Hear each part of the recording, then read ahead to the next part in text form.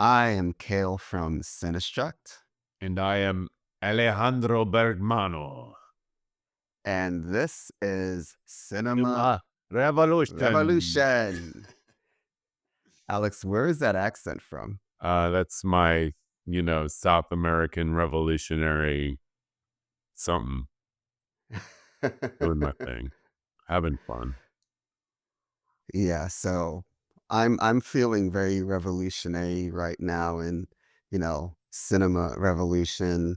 Alex, you have an accent that's so much in theme with the revolution theme. So let's talk about Cinema Revolution because we need a I revolution. am ready to put down the capitalist pig dogs that feast upon our art. Yeah. So, Cinema Revolution, the thing that we know right now, that the way things are working doesn't work. We have the movie industry that's slowly dying. All the money is consolidated with in these giant companies, The and it's making the dragons world smaller and smaller and smaller. And the indie folks are getting their clock cleaned. crushed. So we need a revolution. That's it. We're being crushed underfoot. We are being marginalized, murdered, starved to death. So the question is how we get there. And the only way we can get there is by doing shit our own selves. Like we can't wait for these companies to figure shit out for us. So No, because the only thing they're going to figure out is how to squeeze us more and make more money for themselves and remove any sense of artistry from this industry. This is a creative industry that's being turned into dollars and cents. And it used to be cute. It ain't cute anymore. Like it's over. We got to turn a new tide. yeah, we don't have a choice anymore. Like we need to figure out paths where we can make a living from this stuff. That doesn't mean that we have to beg for the money for our next film. I think a lot of it as filmmakers, we have to kind of change our mindset. Like there's a thought that I've been having recently, and Alex, I work with film festivals and thinking about the film festival experience. And the thought that I've had recently is as filmmakers, it's kind of wild that you submit your films to festivals and then they screen your film. You have to travel to go there and they sell tickets against your stuff. And I don't blame the festivals for doing this, but as filmmakers, why aren't we thinking of ways to capitalize on it more? Like if we get our stuff into a festival, why aren't we figuring out ways to make money from it? And we demand that the festivals work with us on that.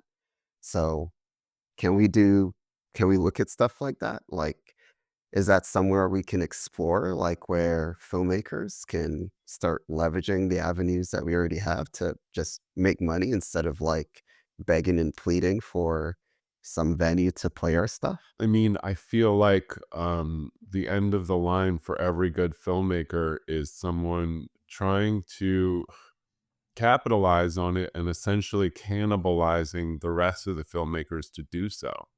That's what film festivals are.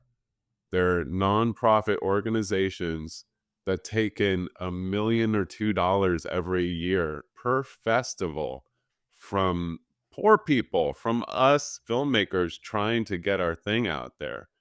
They they take $150 from me to send them their movie for them to reject. Um, and they do it for 10,000 other people when they can't even watch all those movies. So they're taking in millions of dollars a year. They're running an entire organization, all paid for by filmmakers who can't even get their movies into the festivals because, for instance, a specific festival that I sent to, they had 75 slots, right, to get movies into. Now that sounds like you have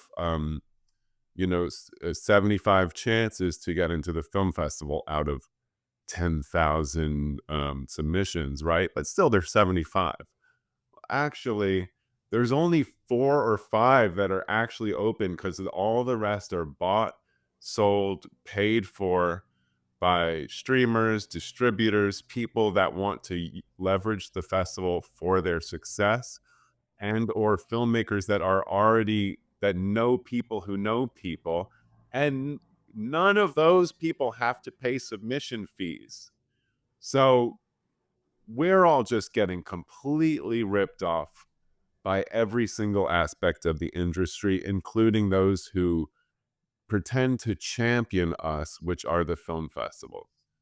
So I'm sure there's some good film festivals, but from the top to all the way to the bottom, we are being squeezed for every dollar we have in our pocket. If you look at the blacklist, which offers hope for filmmakers to get their screenplay out there, you got to spend $30 a month to host your PDF on blacklist. $30 a month per script. So if I have 4 or 5 scripts, I'm spending $150 a month just for my PDF to sit there because industry bigwigs look at it and I might sell it. Nah, it's all a racket. We're all just being squeezed. This is how the rich get richer. They take from the poor, promising that one day the poor will be like them. We know it ain't true. So, yeah, we need to seize the means of production. We need to start getting together and creating stuff together. We need to find the money, and we need to keep the money in the lower tiered ecosystem. We need to create a healthy, vibrant, uh, I don't even want to call it middle class. We're all working class. The middle class is a myth sold to you so that you keep working hard. Um, we're all being absolutely fucked. This isn't just the film industry, it's the entire world. It's capitalism's late stage, snake eating its tail.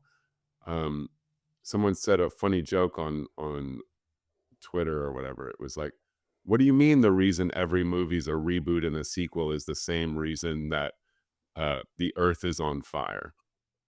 Because capitalism needs to feed. Reboots and sequels get funded for the same reason the fossil fuel industry can continue decimating our species and every other species. So I feel like yeah, in a lot of ways,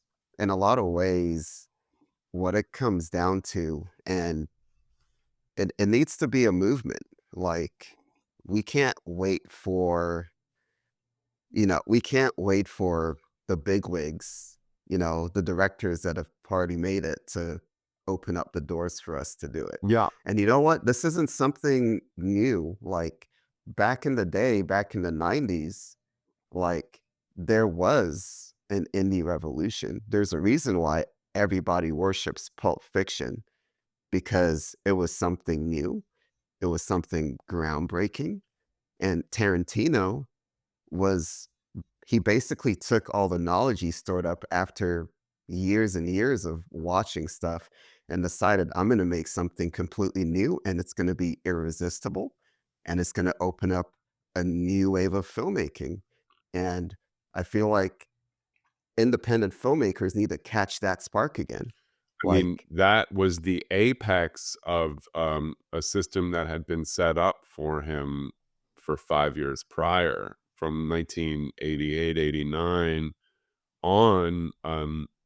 Video sales were suddenly a big deal. There was a lot of money to be made in home video.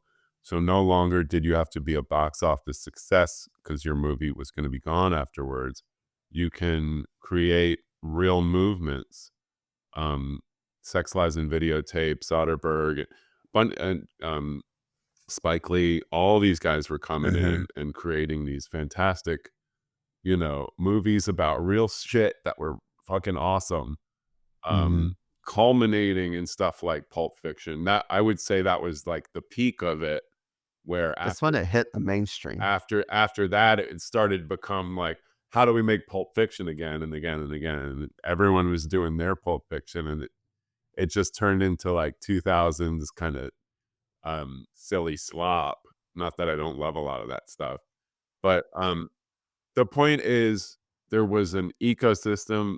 The reason that stuff was getting made was because there was money to be made in cool, independent, non-franchise stuff. Um, we cannot rely on the streamers to kickstart that again. We cannot rely on even the bigger independent outfits like A24 and Neon. Like God love them, but we need to go even smaller, more granular, and all get together as artists and create a community of filmmakers and artists who paywall our work, find ways to monetize it. If it's bringing it on road shows, if it's, only doing physical media or only renting from personal websites, um, making sure there's a paywall, making sure that we get money back into our ecosystem so it can thrive once again. Because otherwise, we're done. uh, you know, 80% of filmmakers are just going to have to get jobs and leave the industry and not live out their dreams and not tell incredibly important stories that other people need to hear. I mean, that's the biggest thing. It's like it's not just our dreams. It's like us sharing um our personal visions is crucial for humanity to have a mirror to understand themselves with. We need to shine a light into the darkest places, and if we're not given the opportunity, like humanity is up for the bargain. Like that, it's no joke. The arts are so incredibly important. They say art imitates life, but life imitates art. I mean, we provide uh, the guiding light for humanity to follow. You know, if it's dystopian fiction, evil people follow it. If it's utopian fiction, it gives us something to hope for. Um, we just got to stay in the game, and the only way to do that is to fight hard, and say fuck you to big money, and start creating our own independent ecosystem to do so in. And it cannot be some fucking tech pipe dream. It cannot be some vertical. It cannot be something where you get a bunch of startup money because you're promising something that's never going to actually deliver, but you're just, y- Ponzi scheming the whole deal. It's just got to be real. It's got to be organic. We have to figure this out. And that's what this show, Cinema Revolution, is about. Yes. Um, we It's want funny, Alex, yeah, you we gotta bring in the best and brightest filmmakers, and we need to come together, create a collective, a community, and I'm sure there's brighter minds than ours out there, people who have already done much harder work than just talking about it. I wanna talk to those people. We need to figure this out because it is existential, folks. it's absolutely existential. And Alex, man, you're so right. One of the things that we need to do, and you mentioned at the top, like seizing the means of production. I think what we need to do, we need to seize the means of distribution. Like, it's been going on for far too long that we're just like giving up our work for cheap or for free. Oh, And yeah. we're so happy that Netflix has blessed us with bringing us onto their platform with 10 million other films that nobody's going to get to see. That needs to stop.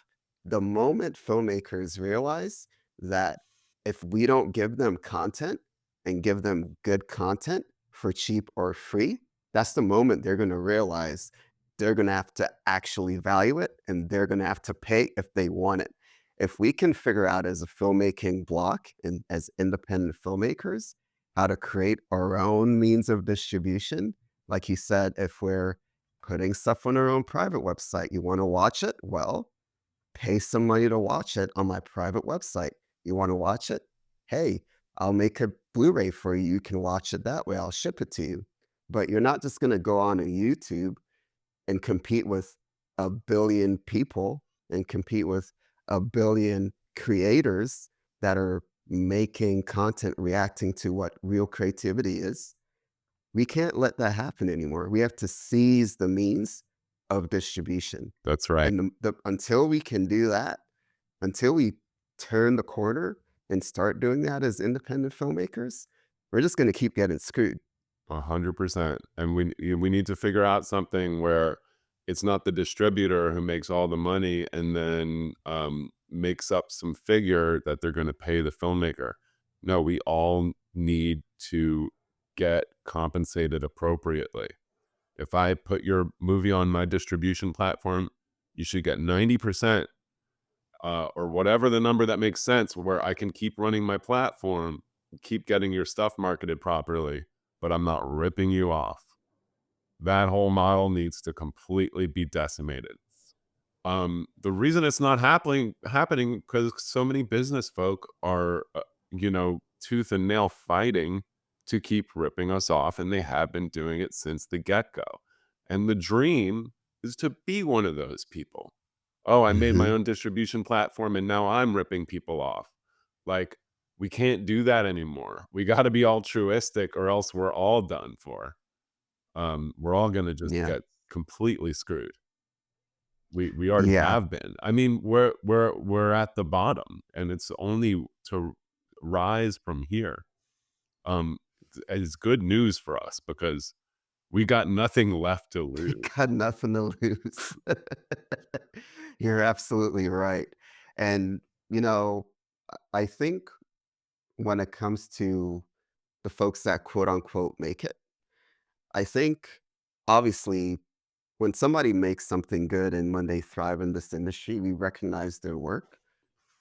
I don't know that we should be like idolizing them because I what I don't see happening for the folks that make it, it is so hard in this industry that they have to focus just on surviving in the industry. Mhm. They don't have time to let down the ladder for us to climb up behind them in a lot of ways because the industry is so tough right now. We literally have Spielberg and Scorsese, literally the best filmmakers of our generation and the previous generation are saying, this is a tough business right now. We don't know how to make stuff.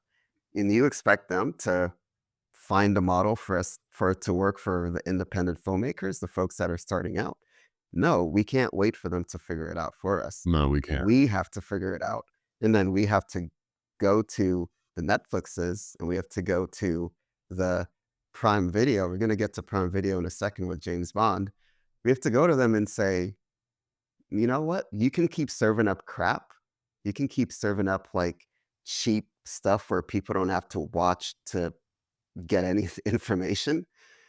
And eventually your platform is slowly going to die when people realize they can get that on TikTok. And then we, as independent filmmakers that are making real stories that touch people, can find people that find value, that find people that find value in real art. And we can get those people and they'll pay a premium for what we're making. Yeah. Going to Prime Video for a second. So, Alex, we were chit chatting a little bit before we started recording, and we were talking about the decision by is it the Broccoli family? Is that what Yeah, they the call it? broccoli They're called? family. Yeah. So their decision to and just to back things up, let's like lay the groundwork and do a little bit of a short history lesson. So a couple of years ago, Amazon, the giant company that you know does all the cloud computing, that's Never heard of it. probably Is it new? it's running a whole lot. It's got this giant cloud business that people don't talk enough about, but a huge business. It sells so much stuff. It has the vans that you see driving around your neighborhood. Well, they decided to buy MGM, which is one of our classic studios that was there through the golden era of cinema, and they got bought out. What the agreement was that Amazon would get the whole content library to do what they will do, but the Broccoli family said, "We're gonna exclude James Bond from that because it's such a cherished property. People love James Bond. People it's a cultural phenomenon, James Bond, and we don't want that to get sold out." And what was announced recently is that it got sold out. And eventually, this is what happens with so many things when it comes to media properties. Eventually, it gets sold out. Yeah, the Broccoli family were saying for years after Amazon's like, I want to do this with James Bond, I want to do that. The Broccoli family was always taking pride on themselves for saying, well, you can go fuck yourself. And something happened behind closed doors. I'm assuming there were about 9 zeros involved. Maybe more. Um, where suddenly they're proud to say that they've handed creative control from Barbara Broccoli to Amazon MGM Corporation. So a 60-year legacy is completely wrecked. And I gotta say, Blofeld, the Bond villain who Dr. Evil was based on from the beginning, Blofeld finally won, folks. Like he got his Bond. Um, Jeff Bezos is a modern Blofeld. And now they're just I mean, listen, I hated that last James Bond movie. Spoiler alert if you didn't see it and care. At the end, they blow James Bond up that after, 27 movies or whatever, They killed they James killed Bond. James Bond. It was really stupid and unnecessary. Um, but I think that's the conclusion we have to the series because now Amazon's gonna take it. Who knows? They might do something okay with it, but they're gonna do a lot of other not okay things with it. I mean, just look at just them they're taking Lord of the Rings and Harry Potter and just doing what they want with it. Um, Yeah. it's a sad end to a beautiful legacy. I love all the James Bond movies, even the bad ones. Um, and it just shows that corporate power is stronger than ever, and even the Broccoli family cannot get out from under it. James Bond has been killed by Blofeld, by Bezos. It's somewhat fitting that James Bond did die in that movie Yeah. because uh, I can only imagine because we know the MO of these big conglomerates when they get these properties. All of a sudden, James Bond needs to go to outer space and start fighting aliens. It's not about espionage and the powers that be here on Earth, the powers that are exploiting their wealth to do nefarious things. It's all going to be now about these magical figures. It's now going to be all about these aliens that are coming from outer space. And we don't have to focus on the problems here on Earth. We don't have to focus on the nefarious villains here on Earth. We're going to have to focus on the mystical beings that are coming to kill us for no apparent reason, just because they can. And that's what, when you think about the kind of stories that these conglomerates keep cranking out, it all comes down to that. It just lacks so much complexity and depth of story, and its audiences, like, you don't even know who you're supposed to be for or against anymore because the big bad guy is always this like cartoonish villain where the morality is so simple that you don't have to think. Yeah, I mean, it's a great irony that all the, James Bond villains have been, just maniacal billionaires. I wonder what the archetype for the villains will change into over the coming years. Will it still be megalomaniacal billionaires, or are they gonna soften that image and They're not gonna be billionaires, no that's for way, sure. no way.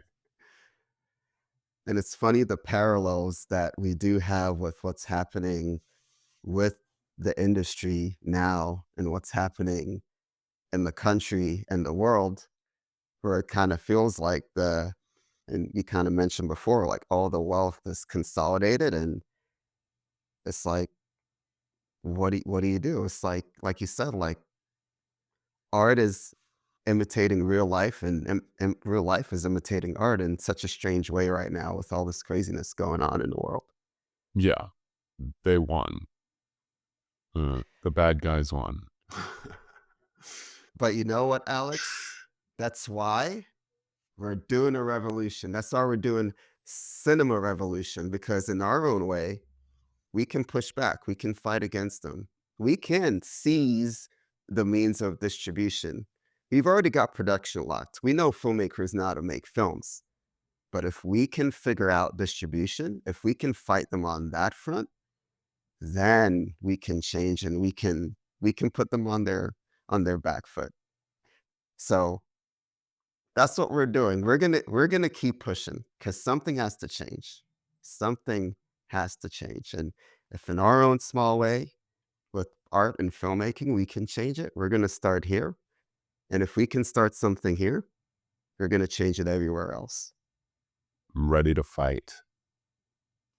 That was this episode of Cinema Revolution. We just talked about the revolution. You need to join the revolution if you're watching this. If you're watching this and you're like, well, I really just want to get onto Netflix, you're part of the problem. Yeah, I'm sorry to tell you. yeah. But if you want to really change things, if you really want to change things so we can get real, true stories, you have to start with yourself, And comment and you below, please. and tell us how you're going to do it. Yeah. That's how we're going to change things. Like, comment, subscribe. Thank you for watching, and check out and look out for the next one. Viva Revolution!